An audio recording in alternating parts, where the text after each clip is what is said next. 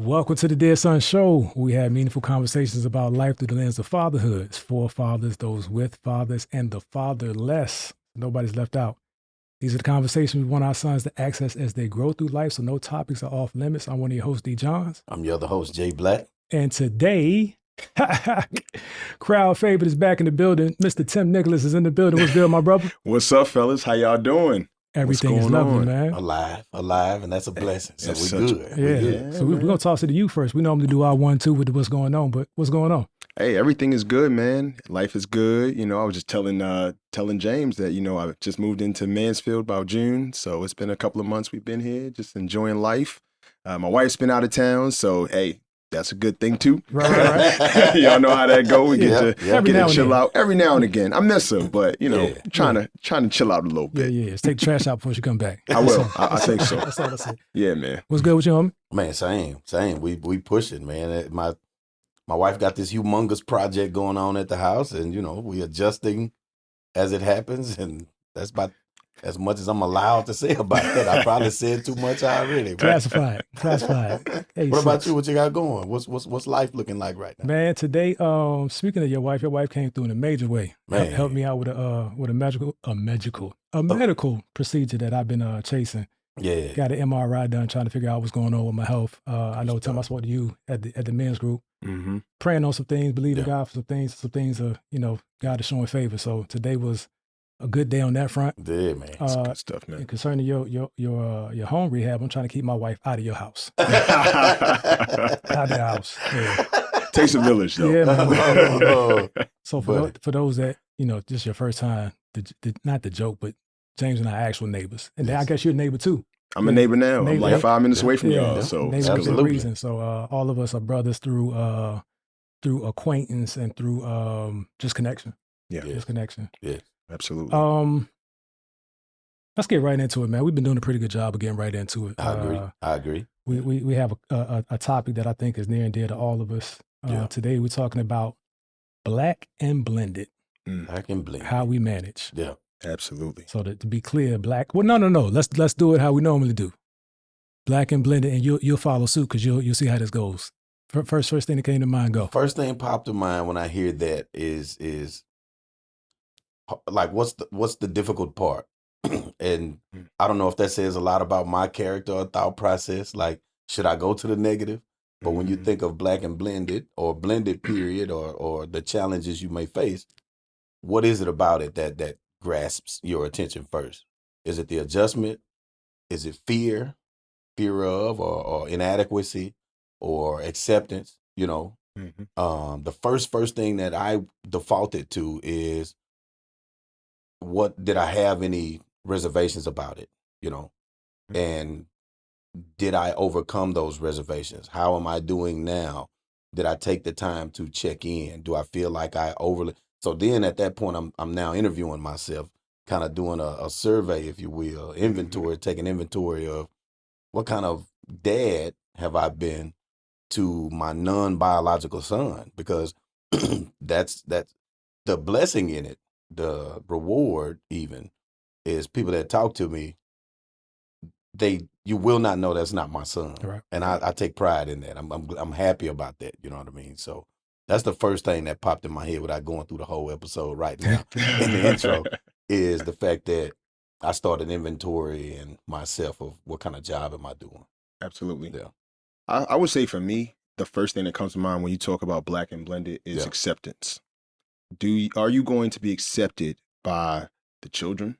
Mm-hmm. Are you going to be accepted by the children's family? Like, the other co-parents that you have to work through and work with. And there's a lot of dynamics that are at play when you think about that, because it's one thing to be accepted by your soulmate and your spouse and things like that. But what about the kids? How are they going to accept you? And what does that dynamic look like? Because now you coming into the fold, into their life. How do I fit in? Because I'm trying to fit into your world as opposed to forcing my world onto you. And so that was like the first thing I thought about was acceptance. How will these kids accept me? Because I want to love them unconditionally, but how can I get them to accept me as well? Yeah, for me, it was uncertainty because I never saw it up close. Like I came from a traditional family, and I shouldn't say quite a few of the families that we interacted with were traditional families. Now, of course, I had other family that was blended at that point, but it was never an up close experience. So I wasn't sure what to expect. So I was kind of blind.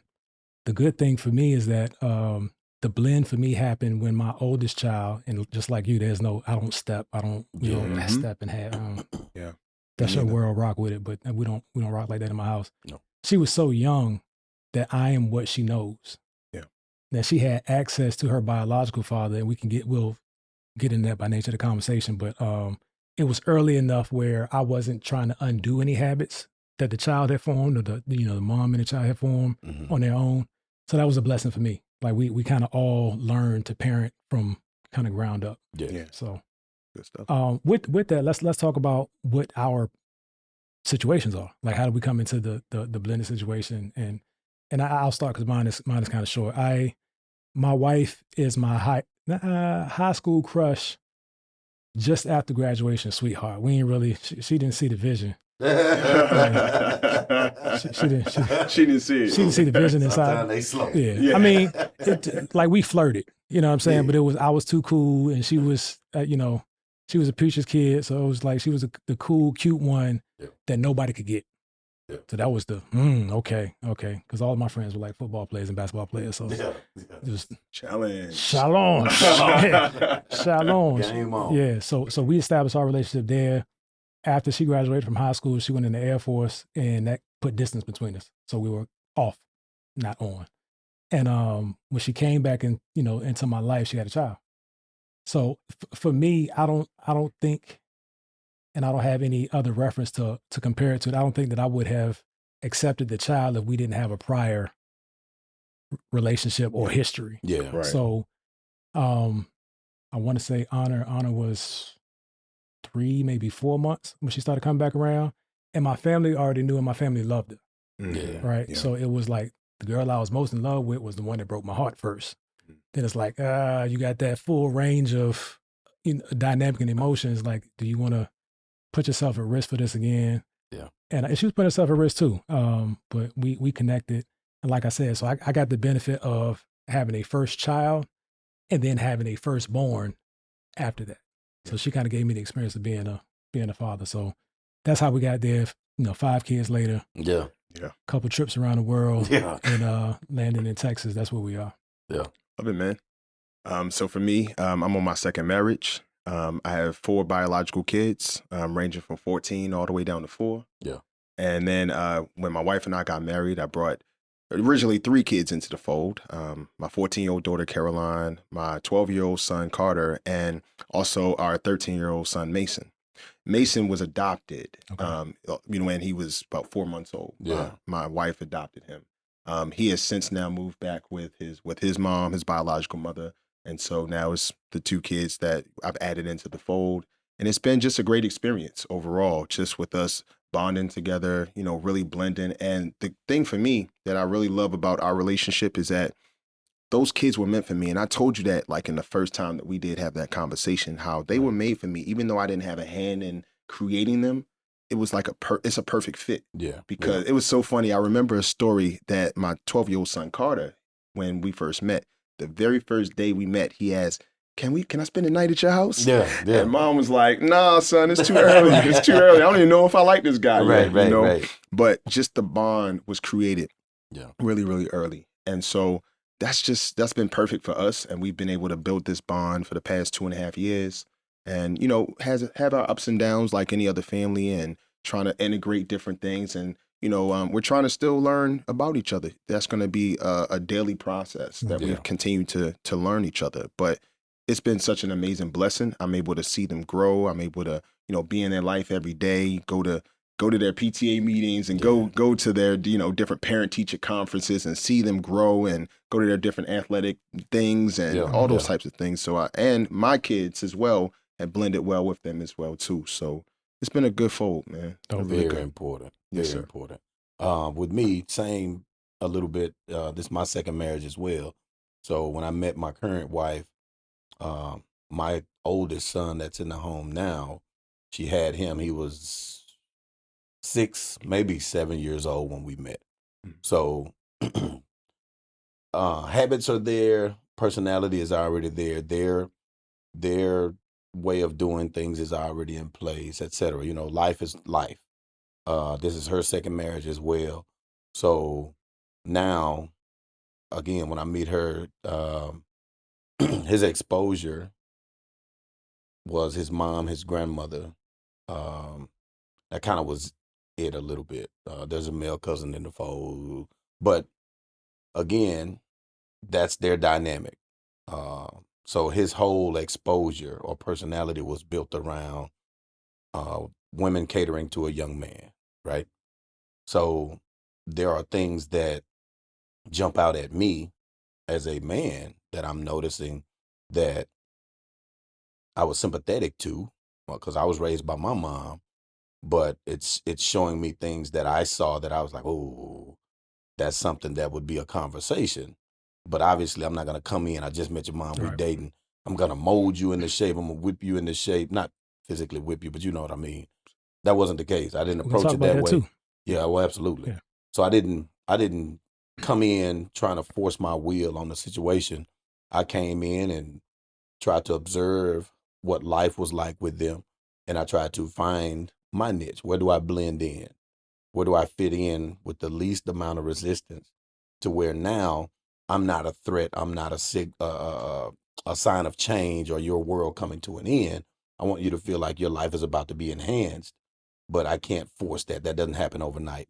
So I'm consciously focused on building a relationship, focusing on the interaction, talking to you, but not trying to overbear, to where, don't worry about talking to your mom about that. Talk to me, son, because now I'm imposing, as opposed to him feeling comfortable enough to just naturally ask me a question that he feels drawn to ask me, as opposed to I hit him with these topics here, you bring this to me. Now I'm going to do the exact opposite. I'm going to act as though those topics don't even exist. Wait till you go on, catch my mom off to herself, and have a conversation with my mom. Right. Because now you've put me on the defense, and I was always trying to be mindful of that. So I think that really worked for me. And I'll talk later in the conversation about, I had exposure to a blended family as a kid. My dad remarried. We were there for the summers. So, excuse me. So obviously, my stepmom, I'm getting exposure to, 2-3 months a year of what that life is like. I leaned on that a lot for what were my discomforts, to not do those things to make this situation uncomfortable. Yeah. What were you the most concerned about going into the relationship? And for me, it was always the risk of you not my daddy. Mm-hmm. And we never got to a point, so it was Mm-hmm. just me projecting some negativity, and I don't even know where it came from, just thinking, worst case scenario is you not my daddy. And a lot of it had to do with how the biological father and family interacted with her and my now wife at the time. And there were things that I didn't care for, but I wasn't sure where the line was in terms of my place of saying this is a no-go, Yeah. right? And I recall, and everything's good now. So, I mean, her biological father and I, we're not I don't even know if we're friends, but we're cordial. Yeah. But at the early point, we were both young and macho, Yeah. Yeah. right? And it was more about you playing me man to man than it had anything to do with the child. Right. The child was kind of caught up in the middle of it. And I remember we came to a point where I want to say it was the birthday party for one of the other children. And my oldest was with her other family that weekend, and it was supposed to be bringing them back. And for whatever reason, the plans to bring her back changed, right? They were 4 hours away from where we were, and now all of a sudden they couldn't bring her all the way back. So I remember leaving the party and meeting them. So I'm like, I'm fuming. Like, where are they? So they got like an hour and a half, away from us. And we got there, and we kind of hopped out the car, and the energy was thick, but it was like, yo, we can meet and beef until one of us is gone. Yeah. I think we're both willing it's going to solve nothing. And that's not tough guy talk, but right. You have a reason and I have a reason that are equal to why we're going to settle it this way. And he was like, bro, honestly, her and I can never communicate. We get on the phone and it's just rah, rah, rah, rah, rah. He's like, and that, like, that's part of why we didn't work. He's like, we just don't know how to communicate with each other. And both of us go to 10. Yeah. I was like, I completely get that. But here's the thing. When you go to 10 with her, you're going with 10 in my house. Correct. That's true. I can't sit this one out. You know what I'm saying? And he was like, you know, it came down to, can I just talk? Can I just call you sometimes? Can I text you sometimes? Absolutely. I insist. Yeah. Absolutely. So we did that for a few, and that kind of, that changed the tone between he and I. They still kind of worked through their stuff, but it wasn't with the tone of disrespect that it was there before. And again, this is not tough guy. This is just two young men deciding to be mature and talk about how we can move forward with this. But it was like, there was some energy harbored that probably could have landed either one of us dead in jail. Right. If we hadn't, if cooler heads hadn't prevailed. Yeah. So, that was kind of my, dealing with that dynamic. I was kind of ginger or kind of very soft with her initially because I'm like, if I try to be a disciplinarian and she doesn't like it, she could say whatever. Right. And now I'm the guy, and the courts will side with the child saying that I would probably rather be here if that was how she felt about it. That's what she chose to do. So again, it never went there. But being that she was a girl, number one, I couldn't put my hands on girls. Right. Period. Right. But then that other dynamic of not knowing where the line was drawn with my fatherhood influence, or more than that, to a greater degree before we even got married. Yeah. So that was my issue. I would say for me, I had a few dynamics at play when it came to my wife. First of all, I had the dynamic of the fact that she has a daughter that has epilepsy. Okay. And I didn't know if I was equipped to handle that.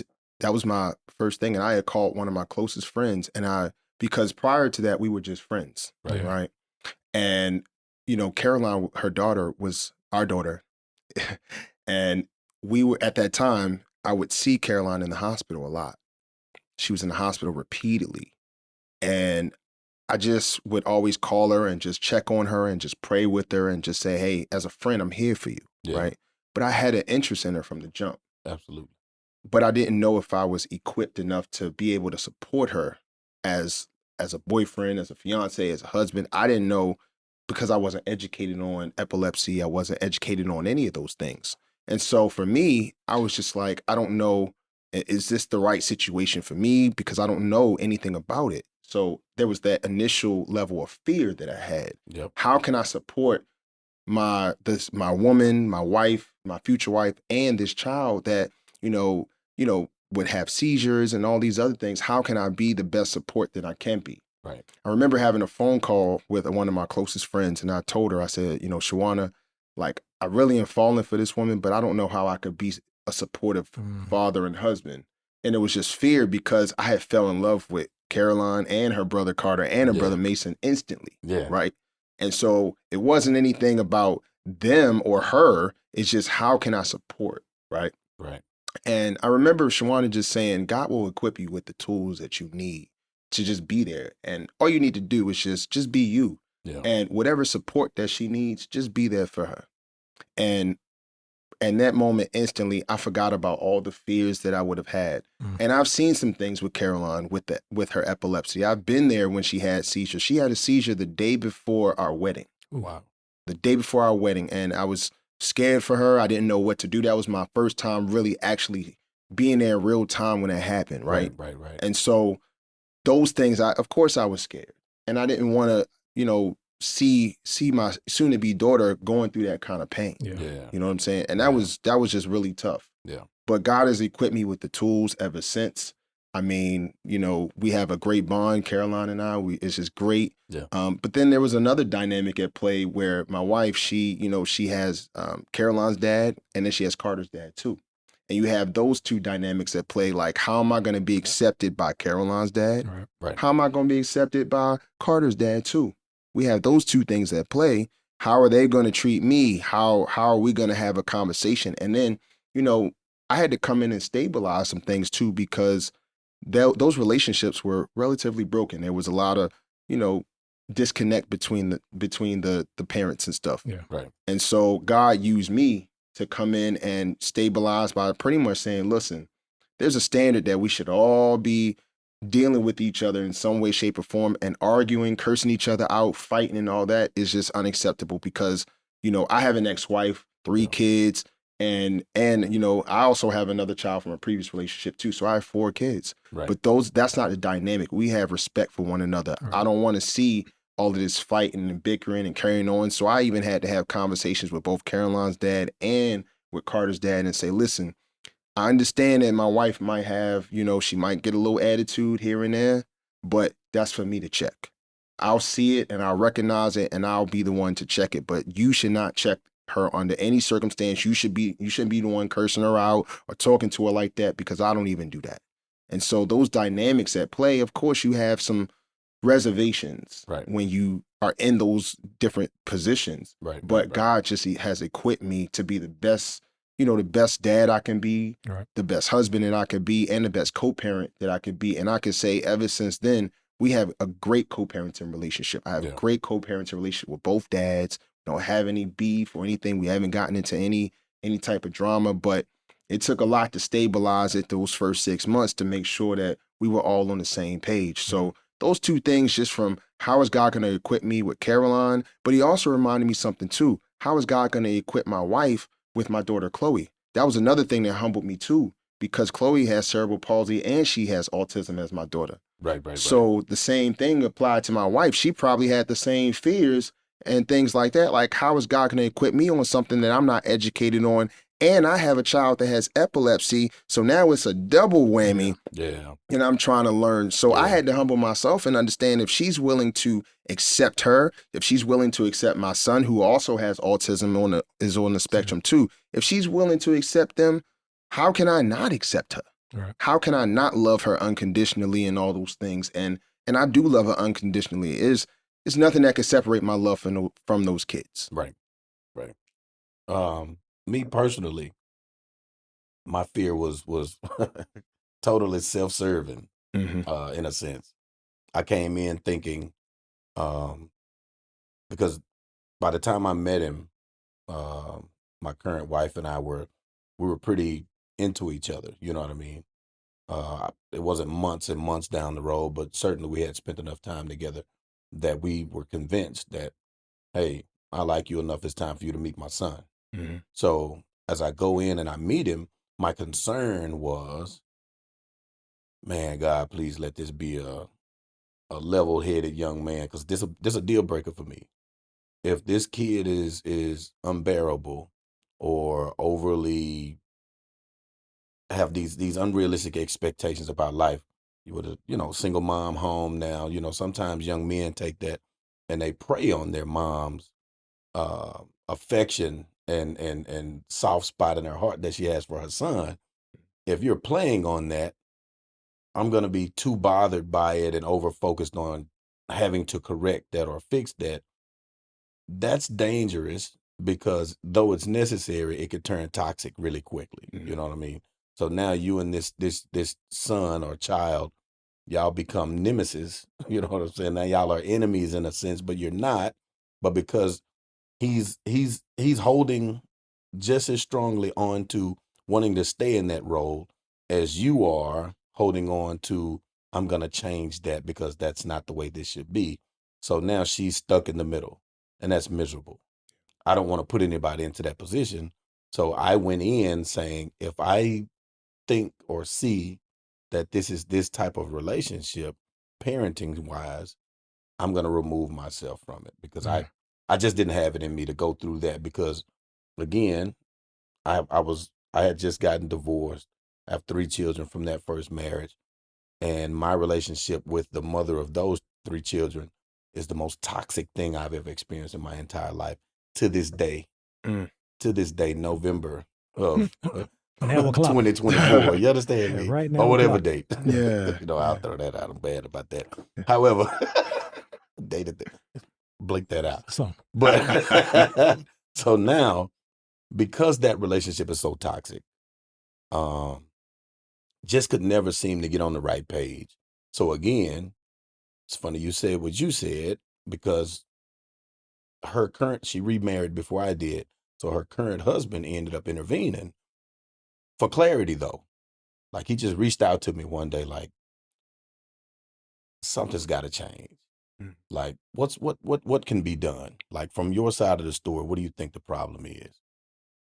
We can't communicate, just like what you were told. We get on the phone and I feel like hey, this is what's going on. These are the time frames. What about this schedule fits into you guys' schedule? I don't want to just come in. None of it, nothing. It's not going to be that. Because now, how I'm wired, I can't take that.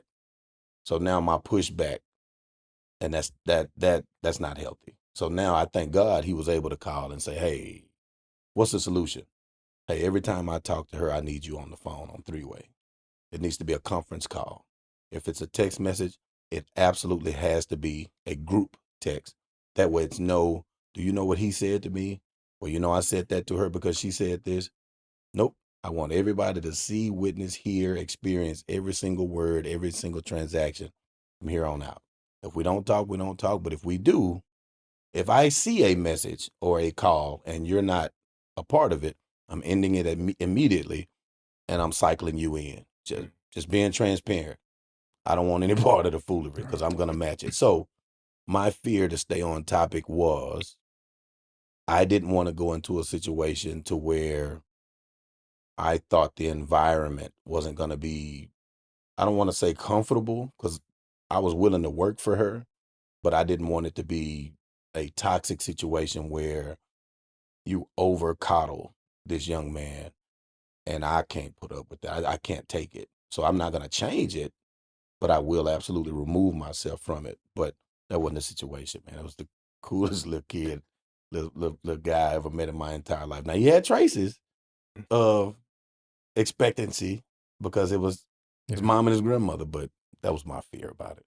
Do you mind if I ask a question? Please. I would love to know, why do you think that you had a lot of issues as far as the dynamic and the communication with your ex-wife? We were not meant to be. And it's hard to say that because God don't make mistakes, right? Right. But I think us being together was not meant. Perhaps the children that we produced together was the sole purpose of that relationship. I feel like we absolutely, as I look back and have had conversations with people that have asked the hard questions, as I look back, it was yet another experience in my life where I forced something that was not meant to be. And I have a history of, if I say I'm going to have it, if I say something is for me, I'm not sleeping until it's mine. Intestinal fortitude. Go get what you want out of life. I don't like the term toxic masculinity. I don't believe in it. It's real, but it's overused. So because it's so overly prescribed, I shy away from it. There's heightened levels of testosterone that make you do things overly aggressive. There's aggressive masculinity, which can be viewed as, hey, that's toxic that you're spilling over into that area. But you can be highly masculine. You just perhaps don't have the emotional intelligence to be able to steer that thing or right that ship. So it's not that the masculinity is toxic. Their lack of understanding or their lack of communication, that's the unfortunate part, that hopefully they're open to being taught those things. So that was my issue, was her husband even and I don't want to veer off too far, but I guess this is blended family conversations. Absolutely. Her husband asked her, he told me, he said, man, I asked her, why are you still so mad at this guy? Like, what is the issue? What's the problem here? He said he didn't really get an answer for that. But I don't understand it. I've tried to communicate. My current wife tried to communicate, and that went horribly wrong. It didn't turn physical or anything like that. But, you tell somebody the grass is green or water is wet, and they're saying, oh, it can't be that. It's blue. That water can't be that wet. Put your hand in it. Right. Walked up, met her, put her hand out. It just went bad, man. And I'm laughing because it's not that I'm happy she saw that. I was hoping I would be wrong. Spot on. Spot on. Did Nope. did with these concerns and hesitations, Yeah. did you have to be intentional about not treating the children different? No, I It was mean, natural. it was natural. Okay. I never treated the kids differently. I never, not for a second, treated them differently. Even though I had the reservations, it was easy for me to treat them as if they were my own. Yeah. It just was in the back of my mind, what can I do to be a support system to her? How can I support her? Am I gonna, I started reading up on epilepsy. That was the thing that I wanted to educate myself on it. That was the very first thing I started doing, was educating myself on it so that I could understand and come into her world in that way, to be able to say, okay, now I know what to do. What if she's just with me by myself and something happens? What am I gonna do in those moments? So I started just really reading up on it and just saying, okay, I can handle this. Gotcha. I can truly handle this. Gotcha. For me, it was kind of easy as well because the blend happened before I had any children of my own. Mm-hmm. So it was like a practice run, but I did realize that when the other children came along, I kind of overcompensated in my oldest favor to make sure that it was, you're my daughter, that's my daughter. Yeah. That's my son, you're my daughter. Yeah. So that it never seemed to change.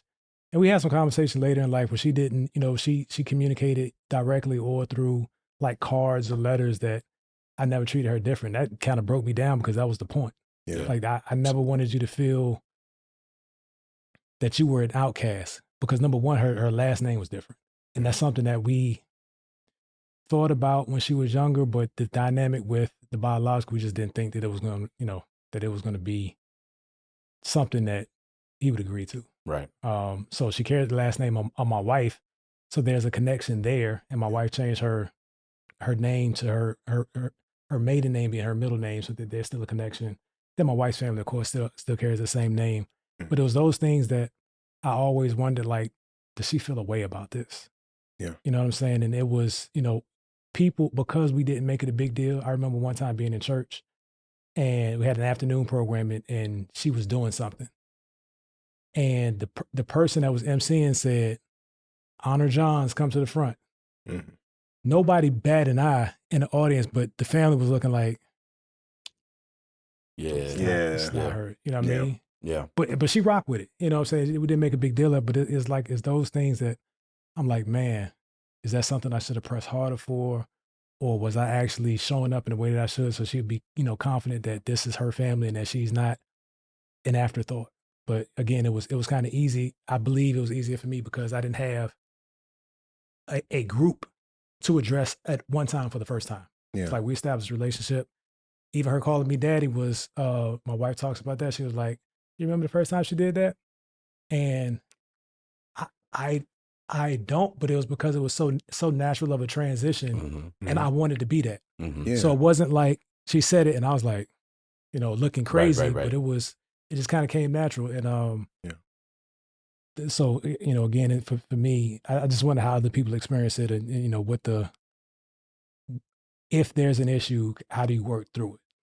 Can I ask you a question Sure, about that? absolutely. About that It's a title dialogue, of bro. that? Yeah, man. And Dialogue. I'm loving this so far, man. Yeah, This is a great dialogue, and it's giving me a lot of insight on what you guys go through as blended fathers. Yes. Mm-hmm. And so for you, when it came to her saying daddy, Mhm. right?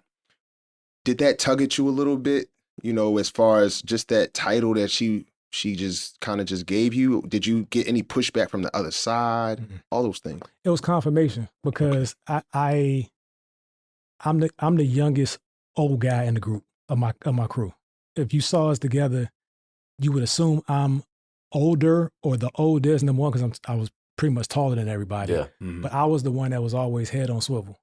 So we go to the club, I'm the one least enjoying myself because I'm like, Right. what's going on? What's Everybody poppin'? else is, hey, said turn up. Nah, I turn up in my house. Yeah. You know what I'm saying? When that's I'm right. familiar.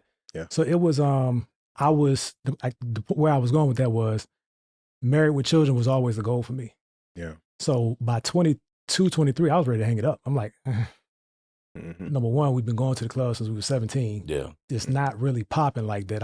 The area that I'm from Hampton Roads. I mean, it was okay. You take a road trip to DC and New York, you might see something that's interesting. Go to Dreams, right? Yeah. Love, I know a little right? love. Yeah, I know a little something about that. Yeah. 14th U was Miles. It was a joint called something Republic. What was it? I don't know all the club scenes over there. 14th and U was 14th and U though was a spot of mine. I can't remember the name of it. Shout out to DC. Shout out to DC. Howard Homecoming. Yes, sir. That was a game time decision every time. I look at my roommate, he look at me, I look at him. Yeah.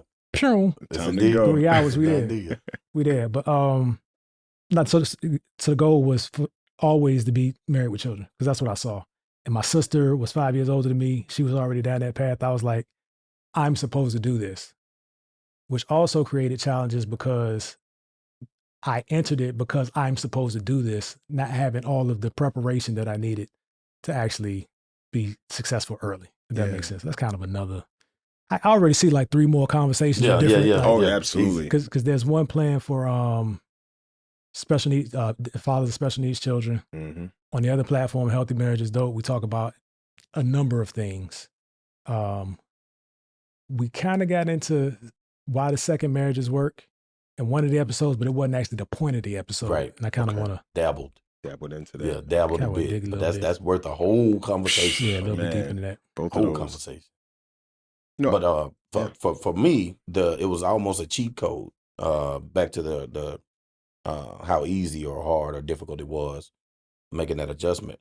As crazy as it sounds, it's like my son, he as I moved in, gave me fatherhood back. I felt like I don't want to say my children no longer existed at the time, but she was adamant about keeping them away from me. You know, they were still in Houston. I was now living in Dallas. So the distance, the challenge, the drive all the way there, because I had plans to get them or see them and get there. Now you're not available. You're not answering calls. So let's clean that up, because I'm producing it in my head, and the way it came out was not that they didn't exist. No, you didn't feel like they didn't exist, but she made it so difficult. There you go. She made it difficult for me to be a part of their lives or see or visit or still have be an active fatherly role or play my fatherly role in their lives, that I felt like that was snatched out of my life. So now my exposure to my son, to this lady that I'm dating, that would become my son once we're married, gave me fatherhood back in a sense, because now I'm around him every single day.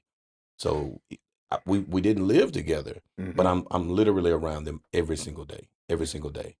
So now day in, day out, I'm interacting in his life. I'm helping him, make decisions, learn things, taught him how to ride a bicycle, everything, man. So it gave me that back. So, and he was the only child. So it wasn't, my kids weren't around, so that I felt like I was split between the two, of trying to make certain that this side didn't feel a certain way versus that side.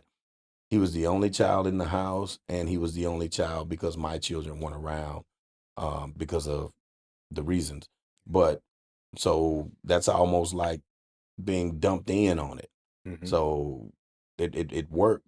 It was an easy transition. It was natural.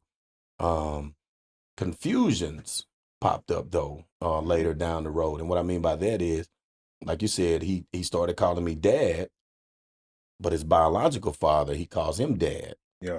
So I heard him talking to one of his friends once, and he was like, hey, my other dad called, or something to that effect. And I was like, I wonder if this confuses him, or did this, like, I never sat down and really had a conversation with him about it. Even to this day, he's 18 now. So I'd like to sit down and have a conversation with him about it. We've talked about different things so that I was on the same page as him with his dad. But, no shade to his dad, but he'll pop up, drop a text message maybe once a year. You know what I mean? So I had an issue with that. I didn't care for that. Like, I'm not going to block you. By all means, be an active part of his life. Keyword being active. Like, you're not allowed to drop in, hey, how you doing? And then disappear for 9 months. I just won't allow you to do them like that. Pick a side. You're in or you're out. Yeah. But whatever it is, I'm going to uphold it. You know what I mean? So it kind of bothered me one day that like his phone, we were looking for his phone. I called his phone and my name popped up on his screen. You know what I mean? But Your government. yeah. Mm. James. You know what I'm saying? Yeah. But then when biological called, it said, Dad, I have no right to feel a certain way about that. But the human side of me, I was very uncomfortable with it. I didn't like it. It was hurtful a little bit, actually, because I felt like, do you call me dad just to appease me? Or do you really feel like I'm dad? Do you say that because, oh, I don't want to call him by his name. It's just out of respect. All of these thoughts are racing, and I'm not going to go and dump these thoughts on him or make him feel uncomfortable about the situation. He has the right to do or feel how he wants in the situation, and I'm going to support that wholeheartedly without second guessing it. But so I looked, I was like, James, that was the first thing I said. So his cousin was there. You know how teenagers are. He was like, yeah, man, when you're not around, he calls you James all the time. So that kind of poured the gas on the fire a little bit. But I was bothered by it, but I didn't let on that I was bothered by it. You know what I mean? That's a tough pill to swallow. It is. Especially when you do as much that you do for him Yes. and you feel as though it's a slap in the face. That's the human side of it. Even though, yeah, we don't feel like we're entitled to feel it, but we are human when we take care of the kids, when we love on the kids as if they're our own. So we do kind of want to feel that sense of entitlement. Like, yeah, especially for you, because the one word that came to my mind as you were talking about it was redemption. Yes. That situation for you, not having your kids originally and then being able to bring them into the fold in addition to him, was the redemption part of your story. Absolutely. I could relate to that. And I remember the kids asking mom if they could call me dad. They have their dad in their life. They have their dad in their life. And it was so odd. It's the moment we got married, they all started calling me dad. And it felt weird in a way because I'm like, y'all got biological dads. They still breathing, they still alive, they involved and all of that stuff. But it's about what makes the kids comfortable. Says a lot about you. Yeah. A lot about you. Says a lot about you. Yeah. Trust me. So it's redemption in my mind when I think about you. That's and a good even point. that. But even still, it does sting a little bit when you had it now. But let me ask, does he call you dad now, or is it more so? He started calling me dad when he was 7. Okay. How old is he now? He's 18. Oh, okay. So 11 years. And that's why I tell people, they're like, man, how many kids do you have? I'm 6. Okay. Because I raised him. That's my son. I even and to your other point, his biological family, very close to him. I'm very close to him. His aunts and uncles love those people, man. They really, really, really good people. The dad, not so much. They had a tragedy in the family that 1000% was his fault. And I hold a grudge towards him for that. Because he had the power to, not only for it not to even happen, but even when it happened, he had the power to change it and not allow that tragedy to take place. And he did not. So I'll never forgive him for that. So because of that, I tolerate him, but I can't, dude can't never be nothing. You know what I mean? Absolutely. So, but the family, the cousins and aunts, his sisters, his brothers, even my son, he has 3 brothers. And I'm good with all of that. His cousins, I facilitated when I can, like, hey man, call your people, talk to your people. We hang out, we go out, everything. Love those people, man. I really, really do. I swear I do. So I say that to say it's difficult, that one missing piece to the puzzle being the biological dad, being a certain kind of way. You know what I mean? That's tough. Yeah, it is. It is tough. So we time is well spent, but I want to talk about let's see where this goes. What let's talk about the darkest hour. And how the kids played into getting through, getting over, getting around it. So for me, we're Keisha and I in our 20th year. It'll be 20 years March Congratulations. 2025. Yeah. Big time. Yeah. Yes, sir. 2025. So I'm a deviate because you said congratulations. My immediate response to that is why? Why you say that? Because marriage is still a covenant, number one. Mm-hmm. It's still sacred, number two. And it's rare that brothers like us get to 20 years. Yeah. We just, this is really tough to see marriages survive in this climate with social media, with all this temptation. Yeah. I mean, it's tough. And I'm not saying that, hey, you and I have already talked. I know that it's been 20 hard years. Right. But at the same time, it still needs to be celebrated. And that's why I wanted to always challenge like what we clap for. Mm-hmm. Let's get the lesson out of that longevity. Because it could have been 18 years of toleration and 2 years of communication. Mm-hmm. You know what I'm saying? I'm not saying that's what it is. I'm not saying those numbers are right, but they're wildly close to that. But no. Keisha has put up with me, and she hasn't been a saint, but I became grateful before it was too late. That's good. And I think the lowest point for me as it relates to recognizing the impact of children, like there's the age-old debate of, do you stay for the kids? Yeah. Right. Everybody has an answer until they have to have the answer. Mm-hmm. Right. And then life dictates your lens of life dictates what you do at that moment. Mm-hmm. But I remember when we went through a roommate phase, and if you haven't been married long enough, well, hopefully, I don't wish that on anybody. Yeah. But there came a point where we were existing, Mm-hmm. not in the same rooms, top, bottom, and we had 3 kids at the time. And I remember us giving each other the rings back. And I remember saying, Imani and Donovan are going with me. Mm. I know I can't take honor. Mm. And as I was saying, I almost wanted to throw up. Mm. Yeah. And it just made me realize, like, not staying for the kids, because what we were beefing over was super petty. Like we are match petty kings and queens early on, not now. Not now, but it's like, I can out-silence anybody at any point. And I had the curse or the gift of, you don't exist to me right now. Yeah. You can be right here and I can look right there and there's no problem not acknowledging you. And that was just my, pet. And I was the youngest kid. I don't know what her problem was. She was the oldest, but did you ever have any dark moments that made you assess like how this is impacting the children, or how any reactionary decision, hothead, would impact your entire life? Because your children are part of your entire life. Absolutely. Yeah. I do have something that my wife and I actually overcame recently.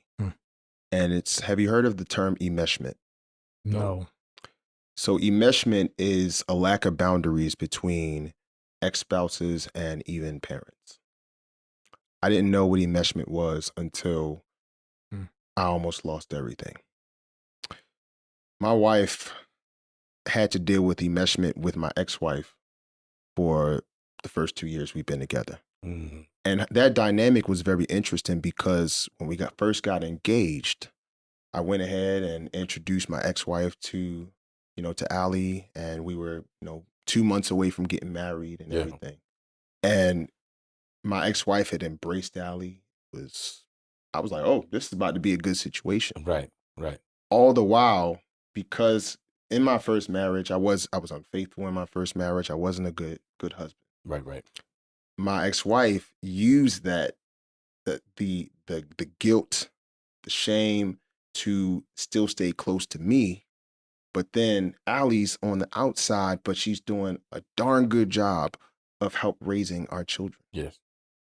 But my ex-wife would not even communicate with Allie as time went on. Part of the reason why she wouldn't communicate with her was because she didn't think that the marriage was going to last anyway. So she was being friendly originally. Right. Until, oh, man, she's here to stay. The kids are falling in love with her. The kids are calling her mom. And that was another thing. The kids calling her mom was not something that my wife had even pushed on the kids. It actually made Allie very uncomfortable that the kids wanted to call her mom. Yeah. And so never pushed it on her, but to have another woman calling another woman mom with these young kids was huge. It was a huge problem, and it turned out to be the problem that where I messed up was that I wasn't checking the lack of boundaries.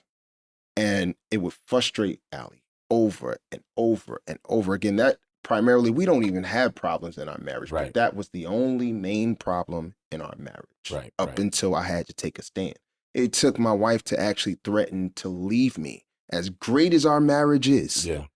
But that pain to not even be able to communicate with the other woman who has your kids, who takes great care of your kids, who does their hair, who takes them to all these different events, who just loves them as her own, and you can't even have a conversation with her. Whenever she FaceTimes, you're not even acknowledging her or even speaking to her. It's just the disrespect, and I wasn't checking her as her husband. Yeah. And so for her, she's like, you playing these different lives. You got separate lives. I don't want to be a part of that. I don't want my children to be a part of that. It took me to really see and open my eyes to not lose the most important person in my life over someone that I just co-parent with. You know? And so it was a very dark time for a year and a half as we would argue repeatedly over the same thing, and I wasn't getting the message. And I think sometimes when you are about to lose everything, you really have to start looking at yourself and start examining, God, let me examine my heart, search my heart, and let me figure out how I can get through and get past this. We started going to counseling with Blended Kingdom Families. Yeah. So, have you heard of them? I haven't. I'm just, the title alone, it jumps out, man. It's dope. It's super dope. Yeah. I would encourage anyone to look up Blended Kingdom Families. And we started going to a Blended Kingdom Family coach. And they started educating us on enmeshment. Not only was my wife dealing with enmeshment with my ex-wife, but she was dealing with enmeshment with my mother too. Wow. Because my mother never accepted my wife. She didn't even come to our wedding. That's how much she never had accepted my wife. And that was very hurtful for me. But then just the dynamic where my mom would still want to have the relationship with me, but exclude. And it was so crazy. She would actually want to have a relationship with Carter and Caroline and call and talk about bacon and all this. But then she wouldn't even have a conversation with my wife. And so I had to learn to check those things. I had to learn to start stepping up for my wife. Yeah. And I had to disconnect myself from everybody to show and prove to my wife that, listen, you are the only person that I care about. You're the only person that matters to me. I'm sorry that it took me this long, or it took you to literally take your ring off in front of me.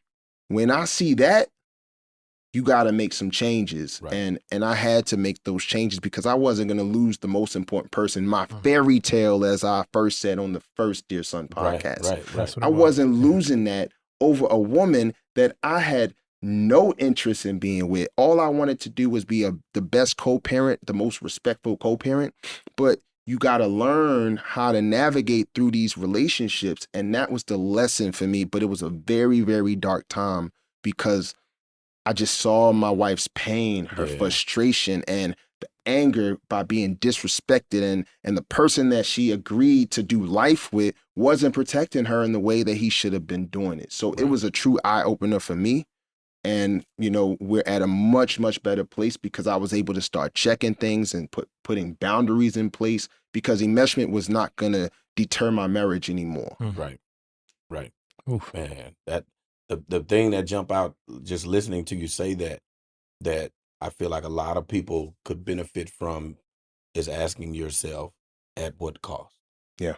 At what cost? That screams at what cost? Like you said, as fundamental as that desire is to want to be a great co-parent, so that these children could be healthy, stable, emotionally stable, and see that the world is not always built on confusion.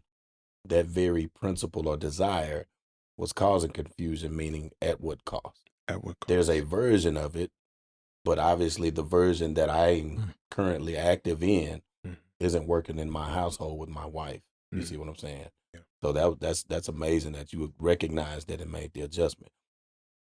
It's hurtful that it took the drastic example, but sometimes you got to do what you must to get that person you love and care about's attention. Absolutely. So that also ties, and I'm doing a lot of doubling back. That ties back to what you were saying about the 20-year anniversary coming up. You know, sometimes you'll end up in the roommate phase. As bad and dry as that can sound to a person that is not or has never been married, that maybe even they are married but they haven't experienced that. Applaud the fact that they went through that phase until figuring it out, instead of throwing in the towel. Country came out. I quit. Let's get a divorce. We're not talking anymore. I don't want to be with you. We're done here. We're dry. You see what I mean? Absolutely. So now you may go through a phase of, not right now. I'm not feeling her right now. I love her. I care about her well-being, but not right now. I don't care about all of your happiness right now. I care about your well-being, not so much about your happiness right now, right? Absolutely. So as you move forward to the dark side, it kind of deals with that for me. I went through a phase that I felt like it was a combination. My son and my wife have a habit of making plans. It could be a 22-step plan. And there are times that I'm made aware of the plan when it's go time emergency. We got 2 more hours to make this thing happen. Hey, at 7 o'clock, are you still gonna, cause you need to, it's 5 p.m. right now. 7 o'clock when? What day? I know what you're talking about. Today. Who you talking to? You know what I mean? That drives me. I got to tell the story now. Okay, quick story, man, because I know we tapping on time. Quick story, Cliff's Notes version. My 18-year-old son, homecoming, decides I want to go to homecoming. No tickets left because in Texas the schools are so crowded with thousands and thousands of kids that if you're not one of the first 600 to go buy a ticket, you can't go to your own homecoming, even if you're a senior. And right? He's in Lake Ridge, right? Yes. So now the tickets are gone. You can't go. He works out a way. He gets tickets to this dance. Do Dad know that? No. I don't. To his credit, I don't think my wife knew. I don't believe that. I don't know that. But I know I did not know. So the day of homecoming, you tell me, I'm out at a meeting. You tell me, hey, look here. I'm going to homecoming tonight. I need you to cut my hair, please. Who you talking to? Did you got tickets? Yeah, I got a ticket. Did you? Okay, bet. What time homecoming, son? 7 p.m.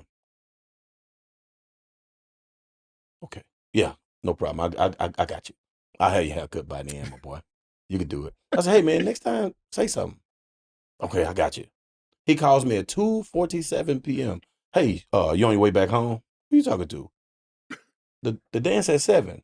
Nah, man, we got pictures that's only from like 3 to 5. What? You talking to me? Boy. I called my wife. Hey, you know about yeah, you gonna make it to cut the boy hair? You talking to me too? You too? Bet. Oh, hold on then. Well, let me rush on to this house and get old Prince together here, man. So I get there. Hey, man, let me ask you a question. How long have you known that you found a ticket to this dance? About a week. Oh my God. Week ago. I said, the dance today though, right? So I'm finding out today. But you want me to drop everything I got going on in life? I could have been in Zimbabwe, son. You know, my schedule dumb. And it would have been your own good. But thank God I'm here. I said, when did you find out about these 5 o'clock pictures? In my defense, I didn't find that out till Wednesday. It's Saturday, my boy. It's Saturday. So fast forward, there's thousands of those stories. So because there are thousands of those stories, typically my wife and my son, they know the day, like well in advance. And I'll find out at go time, like, hey, I don't know if you got anything to do today, but sound like it don't matter. That's my favorite one. He didn't tell you? Yeah. Right. So I'm laughing, but it's so frustrating that I went through a phase where I shut down. Mm-hmm. I'm so angry about it and aggravated about it. I stopped engaging with it. Hey, he got the. I don't know why y'all telling me. No need. But because if it wasn't worthy of me knowing all the way up the 30 days that you knew, I don't need to know on day 31 when it's go time. Y'all got it. Keep doing what you've been doing. Go. You was cutting his hair mad, weren't you? Slice. So fine, run it. But I went through that and they like, hey, she kind of pulled me. She was like, listen, this really is not a good thing how now when he has things or we have things going on, you're very hands off. You don't have any input. You're not actively engaging. You're not participating. It's just, it doesn't feel good. Like, what's the issue? For the 3 millionth time, this is the issue here. But, well, I didn't know it meant that much. That exactly goes back to taking the ring off. There are drastic circumstances. You know, sometimes you have to take a drastic measure so that you can drive home the idea or the message. This is how important this is to me. Fine, let's do that. So then the communication went up. The pettiness, because again, you're talking to Petty LaBelle and Petty Pendergrass. Yeah. So now because we're both so petty, now you're overly in the first initial phase. Hey, me and the boy were thinking about going in here and changing the dish soap. You think that's... You showed right. Oh my God. You cool with the Dawn or you want the... Paul Mother. It's cool, brother. Just do it out. So I say that to say we can joke through things once the serious conversations have been had. And that's part of the balance. It's serious, fix it, mend it, move on with love and laughter. Try. Eventually you'll get there. Yeah. Speaking of drastic measures in Lake Ridge, it must be something in the water.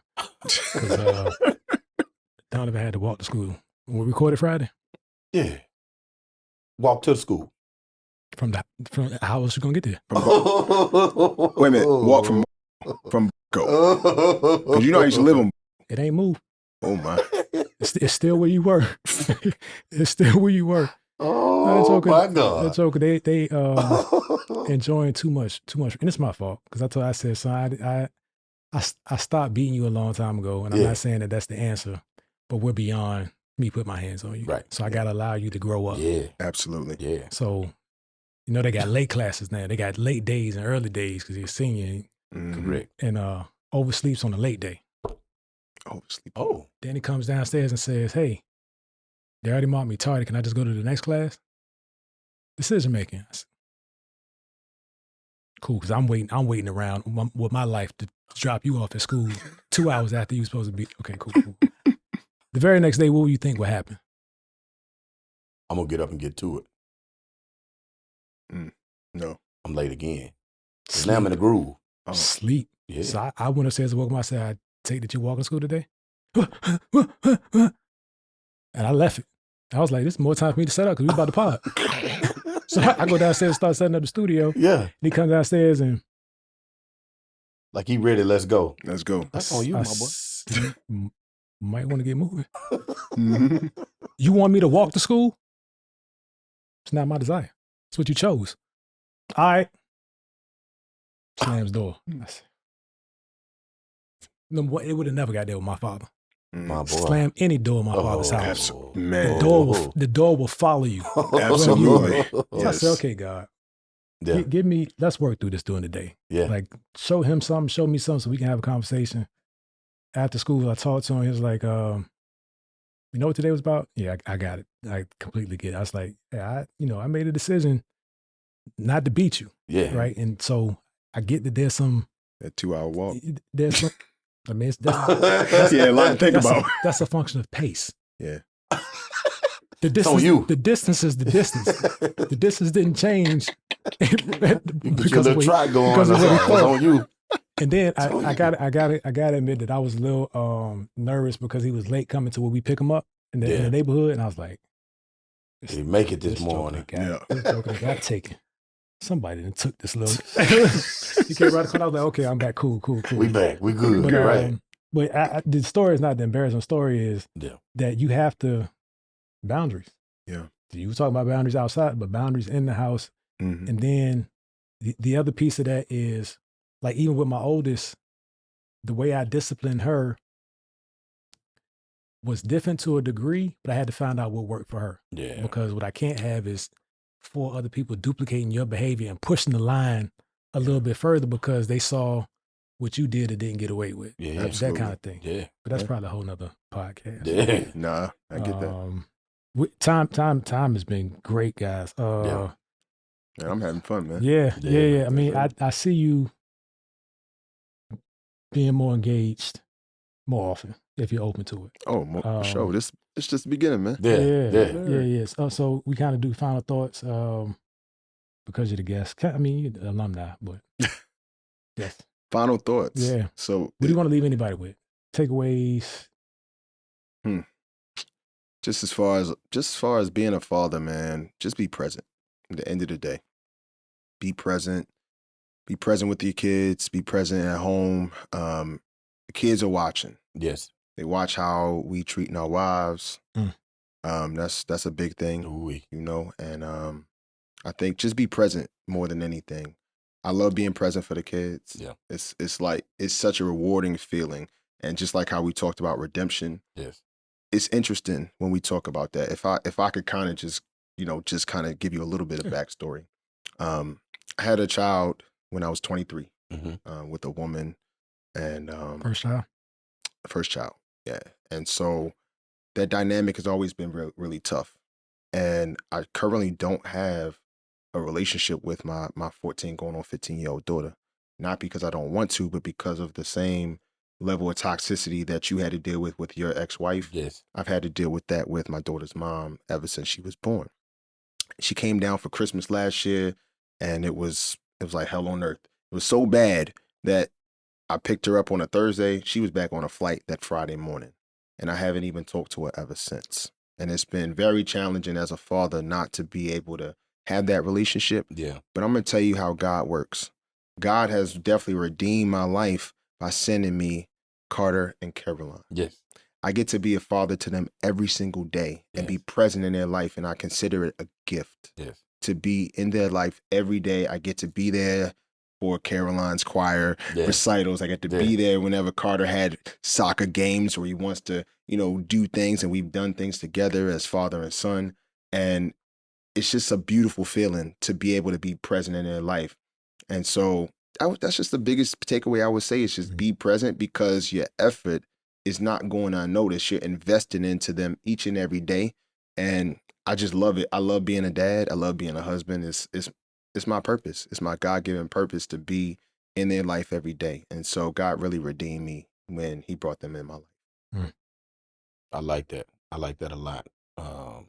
Me personally, be intentional. Like a lot of things that we do, it'll end up being by default.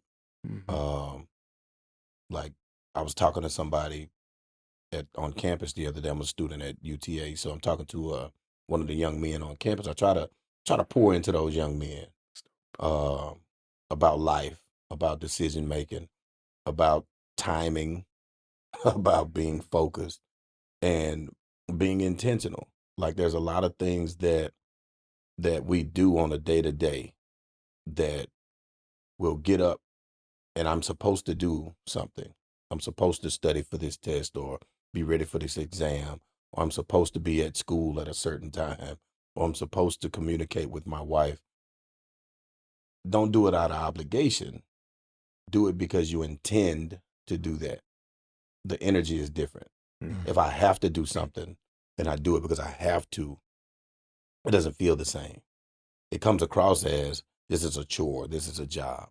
But if I intend to communicate to you what my day looks like, if I come to my wife and say, hey, today I have to do these 3 things and I should be done with that about this time, you got anything, or what are you doing? Like, what does your day look like? As opposed to, I'm going to the office today about 9. I'll be out of there by 2. And I'm probably, you know what I'm saying? That energy is totally different. Mm-hmm. Like, you're just barking out what you're doing through the day, because now that's another show. I'm gonna stop right there. That's another show. I got something for that one. Be intentional. Be intentional. Good. Please. What you got? What's your takeaway? For the young brothers that are out there courting, pursuing, showing interest in a woman that comes with a package deal, if you don't accept all of it, don't take any of it. None of it. Amen. That's don't good. Take any of it, yeah, because even if you don't get to the point of the kids seeing you as a father figure, the kids seeing you how you treat their mother impacts their life, right? And I'm not saying it's you didn't walk away because of an issue with the mom or a challenge that the mom had, but be mindful of the lives that you're impacting when you're sometimes selfishly pursuing pleasure. Oh, hey, boy, there you go. Can you get a sitter tonight? Boy. You know what I'm saying? Because I'm trying to smash. Right. And that's a real phase of life for some. Yeah. And I'm guilty. I knew there was a time where I would never be serious with, like, I never wanted to be around the child because I knew what my intentions weren't. Yeah. Yeah. That didn't make it better. I was just conscious of it. So I would suggest that man, if you're not ready for all of it, don't take any of it. Yeah. Big. How many times you seen it on social media where guys try to separate the relationship with the kids and the mom, where they just want the relationship with the mom, but then just say, well, these ain't my kids. They just want the access. Yeah. Be mindful of those that allow it. Because if you're actively participating and allow, and you've been shown, it's one thing to get manipulated into something. But if they're blatantly saying like, hey, why are you bringing that around me? You need to make a conscious decision based on that information that you just received. Is that worth it? At what cost? At what cost? At what cost? I'm going to say this last thing. Please. When it comes to kids, God blesses us with kids. Yeah. And he decides to allow us to call them our own. But what we forget is that how we treat them has eternal implications. And we got to keep that in mind. Yeah. So if you want to separate your relationship with the kids, just imagine what that does overall. You're actually putting curses on that whole family and those kids. Why? You're showing them their value. Yeah. What it isn't.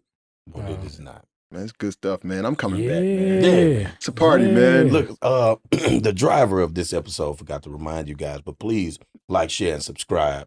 Hey. It means a lot. It goes a long way. And, I know we're in the final timing of the episode, so we're going to, go through our traditional, if you will. Yeah. Shout out to Banger Boy Studios, man. Yeah, man. DFW Film Crew. Oh, my God.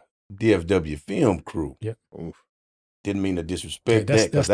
That's the music side of it. I stay far away from that. Okay. Because all these rapping rappers that he be talking about. They don't be it. We're in the studio. Hey. Y'all see it's a different studio, different environment today. So, DFW Film Crew. Yes, sir. Shout out to James Klein. Shout out to James, man. Shout out to Conversations from the Back Pew. Hey, come on, Back somebody. Pew Podcast. Let's get it. Let's get it. Thank y'all for having us. Yes, show, man. What you got, DSN? What you got? DSN, man. We new life has been breathed into me when it comes to that. Like sometimes when you're carrying a project that's bigger than you can explain, everybody doesn't get it, and everybody doesn't care, right? And sometimes you adopt their lack of, like, you start to question, is it really worth it? So, we back. I mean, we can say it 50 times. I'm 50 not episodes gonna. in a row. I keep saying I'm not going to keep saying it, but there's so much. Like, this is just proof of the activity. Yeah, it is. Yeah. And I believe that we're on an accountability schedule now. There are people that have been reaching out that make sense, that want to be on a show. Some from the Brotherhood, just that's what's up. Organically. Yeah. That's what's up. So it's there. Yeah. It's for me to fumble. And the Cowboys are doing enough of that for me. So shout out to the truth being spoken by that old team. Too bad. Come on, somebody. Too bad the Eagles did what he did to y'all yesterday. Shout out to the Eagles. We have assumed the Washington curse. I've accepted it.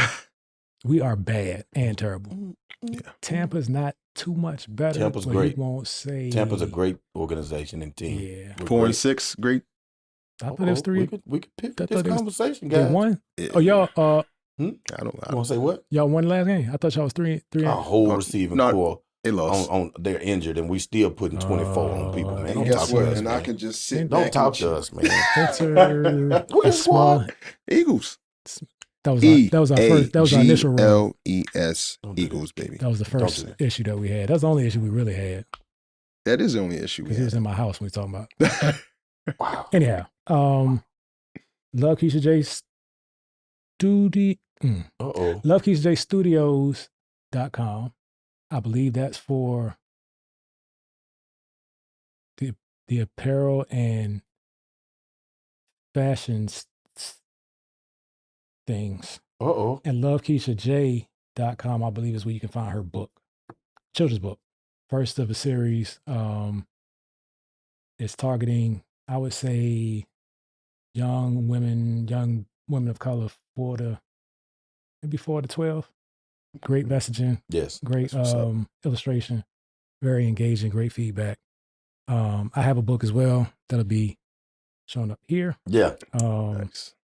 Talks about life prompts, and helps you think through some scenarios in parenting.